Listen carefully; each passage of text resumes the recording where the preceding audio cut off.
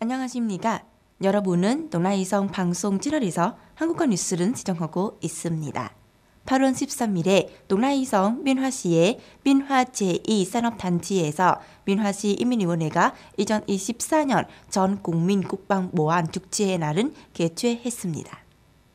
행사에서 동라이성 인민위원회 부위원장 Nguyễn Sơn Hùng 지난 몇 년간 각급 당 지도부와 정부의 관심과 지도 아래 동라이성의 전 국민 국방 보안 수호 운동이 꾸준히 반전해 왔으며 공무원과 근로자하고 일반 대중의 책임 의식과 경각심이 점차 높아지고 있다고 강조했습니다.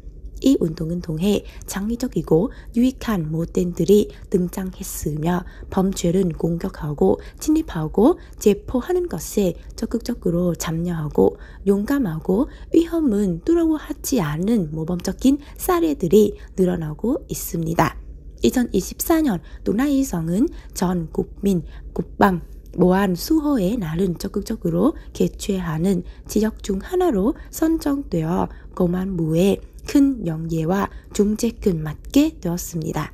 Nguyễn Sơn Hùng 부위원장은 당 지도부, 정부, 정치사회단체, 공안당국이 적극적으로 홍보 방식을 혁신하고 정보통신기술과 소설, 미디어를 활용하여 전 국민 국방보안 수호 운동은 더욱 촉진한 것을 요청했습니다.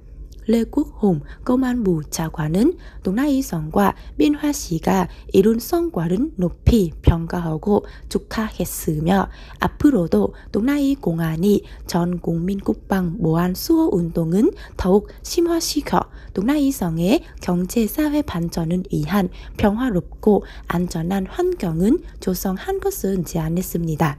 이번 행사에서는 전 국민 국방 보안 수호 운동에서 우수한 성과를 거둔 여러 단체와 개인들이 표彰을 받았으며 성 지도부와 관련 기관, 단체, 공안 당국이 어려운 환경에 있는 가정과 근로자들에게 선물을 전달하고 어려운 환경 속에서도 학업 성적이 우수한 민화시 학생들에게 20개의 장학금을 수여했습니다.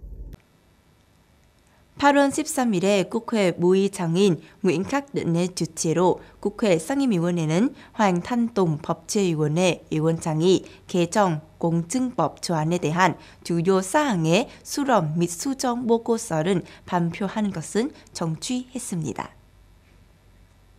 법령문 공중에 관해서는 다수의 의견이 정부가 제출한 조안에서 규정한 대로 유지하는 방향으로 수렴하는 데 동의했습니다. 이에 따라 공증인이 법령문은 공증 서비스하는 것이 아니라 번역자의 서명은 인증하는 것으로 규정되었습니다. 국회의원의 의견을 수렴하여 개정된 법안에서는 전자서류 공증 서비스의 정의를 명확히 했습니다.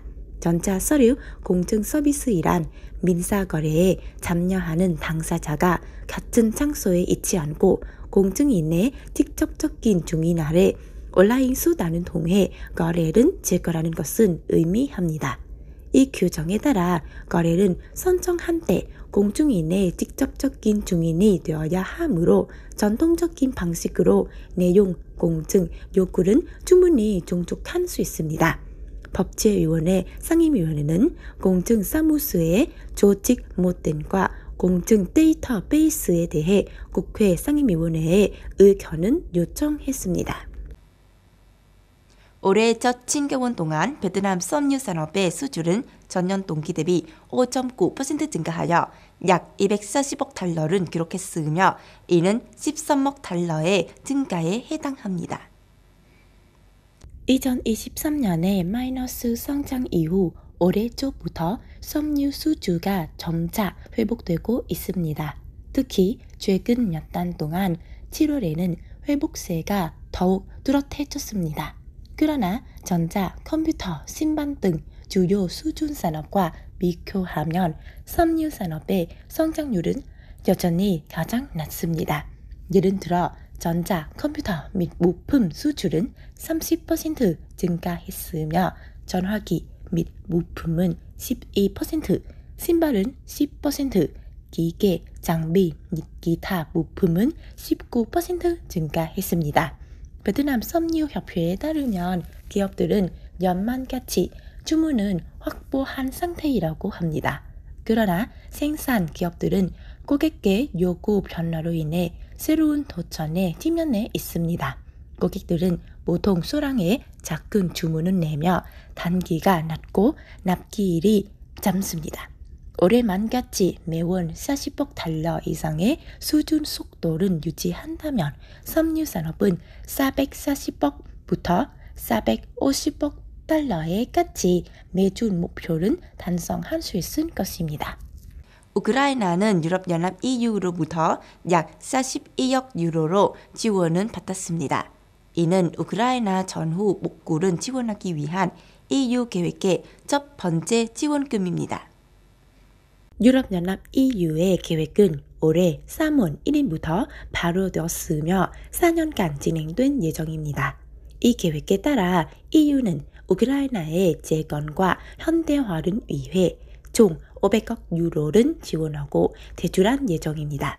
이 발표는 우크라이나의 볼로디미르 젤렌스키 대통령이 월요일에 처음으로 우크라이나가 러시아에 침투했음을 인정한 후 나왔습니다. 그는 크루스크 지역에서의 군사작전이 러시아의 폭격을 저지하기 위한 노력이라고 말했습니다. 현장에서 러시아군은 어제 우크라이나 기동 장갑 부대가 쿠르스크에서 공격을 확대하려는 시도를 저지했습니다. 가자 지구에서의 휴전을 촉구하는 활동가들과 인권단체들의 반대에도 문구하고 8월 13일에 미국은 이스라엘에 200억 달러 규모의 무기 판매 계약을 승인했습니다. 이 계약에는 전투기, 공대공 미사일, 포탄 등의 판매가 포함되어 있습니다. 미국 국무부의 발표에서는 이스라엘의 안보를 보장하겠다는 약속은 재확인하며 이스라엘의 방어 능력을 강화하는 것이 미국의 국가 이익에 중요한 부분이라고 언급했습니다. 미국 국무부의 이 발표는 이번 주말에 재개된 예정인 가자 지구의 휴전 협상과 관련하여 나올 것입니다. 조 바이든 미국 대통령은 휴전이 이란이 7월 31일에 이란에서 암살된 하마스 지도자를 보복하기 위해 이스라엘을 공격하는 것은 막을 수 있을 것이라고 말했습니다. 그는 이란이 공격한지 여부는 아직 불확실하지만 우리는 포기하지 않을 것이라고 덧붙였습니다. 동아이성 라디오와 텔레비전 방송국의 방송 채널에 한국어 뉴스를 시청해주신 시청자 여러분께 감사드립니다. 안녕히 계시고 다음에 뵙겠습니다.